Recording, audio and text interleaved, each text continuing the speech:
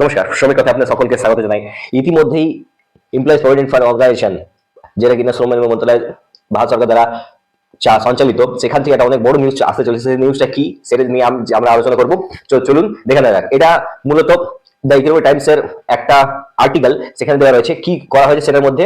এটার মধ্যে দিয়ে যারা যারা কন্টিনিউয়াল জব করেন বা কোন রকম ভাবে জব করছেন, সেই ক্ষেত্রে তার একটা অনেক বড় পরিবর্তন হতে চলেছে। সেটা চলুন দেখে নেওয়া যাক কি দেওয়া আছে। ইপিএস অবদানের সীমা শীঘ্রই 21,000 টাকায় বাড়ানো হতে পারে, যেটা কিনা 15,000 টাকা অবধি এখনো পর্যন্ত আছে। বাড়ানো হয়েছিল কখন? 2014 সালে 1 সেপ্টেম্বর 2014 সালে বাড়ানো হয়েছিল। 10 বছর পর এটা বাড়ানোর কথা নিয়ে কথা হচ্ছে। এটি কিভাবে আপনাকে প্রভাবিত করতে পারে? Higher EPS pension. Higher EPS মানে হায়ার, বেশি পরিমাণে আপনি ইপিএস, এমপ্লয়ি পেনশন স্কিম, আপনার যে পেনশন স্কিমটা বর্তমানে আপনি যেটা 1250 টাকা অবধি নির্ধারণ করা আছে, লিমিট দেওয়া আছে, সেটা যেটা কিনা 8.33% আপনার এমপ্লয়ার আপনার পিএফ এর খাতে জমা করে থাকেন, সেটা বাড়িয়ে দেওয়া হবে। সেটা লিমিটটা বাড়িয়ে দিলে 1750 টাকা অবধি এটা চলে যেতে পারে। এই ক্ষেত্রে দেখুন সারমর্ম এখানে যেটা দেওয়া হয়েছে, মূলত ইপিএফও মজুরি সীমা বাড়ানো হয়েছে। দ্য ইকোনমিক টাইমস রিপোর্ট অনুসারে কেন্দ্র বর্তমানে প্রতি মাসে 15,000 টাকা থেকে প্রতি মাসে ইপিএফও মজুরি সীমা 21,000 টাকা বাড়ানোর পরিকল্পনা করছে। প্রস্তাবটি পাস হলে এটি হবে মজুরির সর্বোচ্চ সীমা তৃতীয় বৃদ্ধি। ইপিএফও মজুরি সীমা বৃদ্ধি বিভিন্ন উপায়ে বেতনভোগী কর্মীদের প্রভাবিত করবে। দেখুন, এটা 11 নভেম্বরের পোস্ট। কেন্দ্রীয় সরকার শীঘ্র এমপ্লয়িজ প্রভিডেন্ট ফান্ড স্কিমের অধীনে মজুরি সর্বোচ্চ সীমা বর্তমানে 15,000 থেকে বাড়িয়ে 21,000 টাকা করতে পারে। সরকার সর্বশেষ 2014 সালের সেপ্টেম্বরে মজুরি সীমা থ্রেশহোল্ড বাড়িয়েছিল, যা 6,500 টাকা।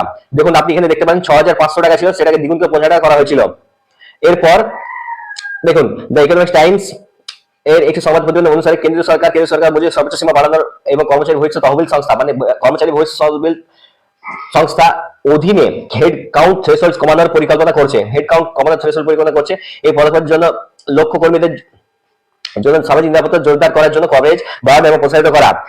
মজুরির সর্বোচ্চ সীমা বৃদ্ধি ইপিএফ এবং কর্মচারীদের মজুরির সর্বোচ্চ সীমা বৃদ্ধি ইপিএফ এবং কর্মচারীদের পেনশন স্কিমে ইপিএস এর প্রতি কর্মচারীদের আবেদনকে প্রভাবিত করবে। এরপর দেখুন ইপিএফ মজুরি সিলিং সীমা বৃদ্ধি কিভাবে আপনাকে প্রভাবিত করতে পারে, এটা দেখুন।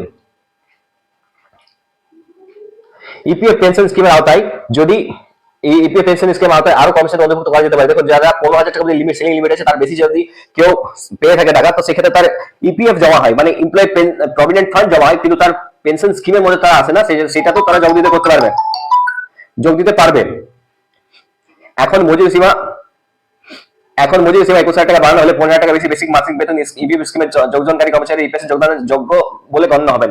15,000 টাকা এখন লিমিট করা আছে। এরপর যদি 21,000 টাকা থ্রেশহোল্ড লিমিটটা বাড়ানো হয়, তাহলে অন্যান্য যত ওয়ার্কার আছে যারা অলরেডি 15,000 টাকার উপর স্যালারি ড্র করছেন, তাদের কিনা শুধু পিএফ আছে কিন্তু পেনশনের কোনো সিস্টেম নেই, তাদের পেনশন সিস্টেমটা চলে আসবে।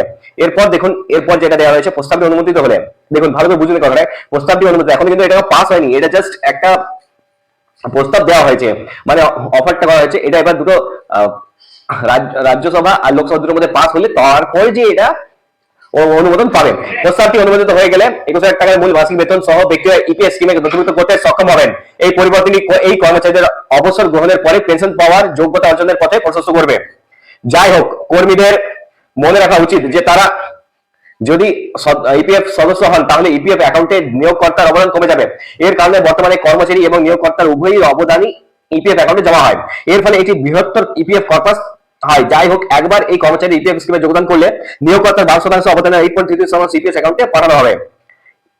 নিম্ন এবং উচ্চ অবদান ইপিএফ মজুরি সর্বোচ্চ সীমা বৃদ্ধির ফলে ইপিএস অবদান ও বাড়বে। বর্তমানে প্রতি মাসে 1250 টাকার অবদান কর্মচারী ইপিএস অ্যাকাউন্টে জমা করা হয়। বর্তমানে ইপিএস আইন একজন ব্যক্তিকে ইপিএস অ্যাকাউন্টে সর্বোচ্চ 1250 টাকা জমা দেওয়ার অনুমতি দেয়।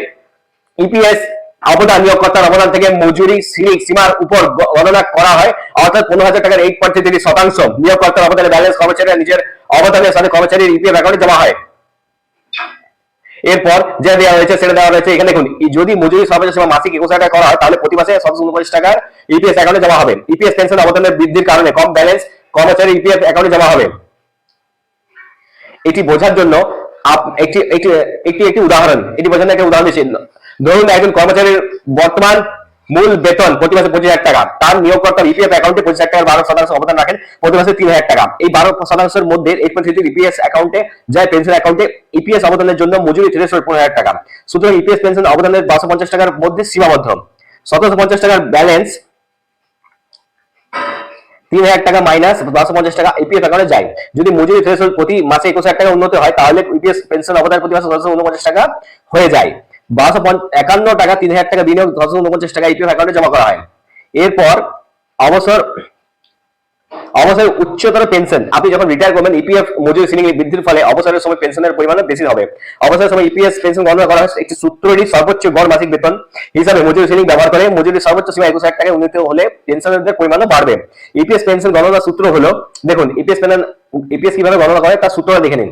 ইপিএস পেনশন গণনার সূত্র হলো, এটা কিন্তু স্টার মার্ক দেওয়ার একটা জায়গা আছে।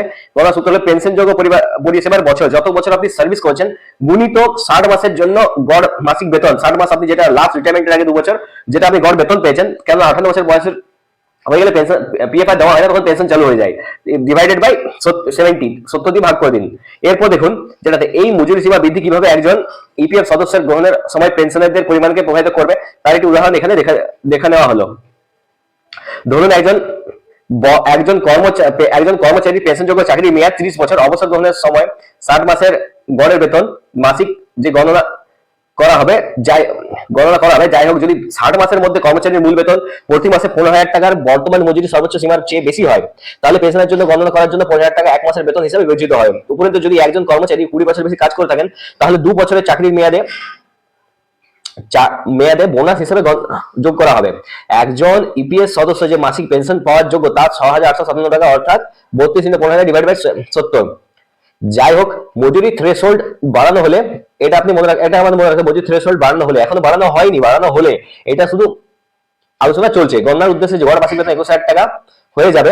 এই ধরনের ক্ষেত্রে একজন কর্মচারী যে মাসিক পেনশন পাওয়ার যোগ্য তা হবে 9,600 টাকা, তাহলে 9,600 টাকার পেনশন পাওয়ার যোগ্য হয়ে যাবে।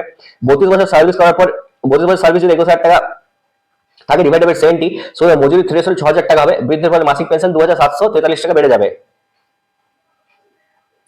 কিভাবে ইপিএফ অবদান করা হয়? কর্মচারীদের ভবিষ্যৎ তহবিল এবং বিবিধ আইন 1952 অনুসারে একজন কর্মচারী এবং নিয়োগকর্তা উভয়ই ইপিএফ অ্যাকাউন্টে মূল বেতন, মহার্ঘ ভাতা এবং রিটেনিং অ্যালাউন্সের প্রতিটি 12 অবদান করে থাকেন। এরপর কর্মচারী সম্পূর্ণ ইপিএফ অ্যাকাউন্টে জমা হয়। অন্যদিকে নিয়োগকর্তা 12% অবদানের মধ্যে 8.33% ইপিএস অ্যাকাউন্টে এবং বাকি 3.67% ইপিএফ অ্যাকাউন্টে জমা করা হয়। 8.33 ইপিএস অবদানে 1250 টাকা সীমা, 1250 টাকা মনে রাখতে হবে আপনাকে। ইপিএস এমপ্লয় পেনশন স্কিমের মধ্যে 1250 টাকা কিন্তু নির্ধারিত গভর্নমেন্ট সীমা বেঁধে রেখেছে, এর বেশি কিন্তু জমা করতে এমপ্লয়াররা পারে না। তাই ইপিএস অ্যাকাউন্ট থেকে ব্যালেন্সের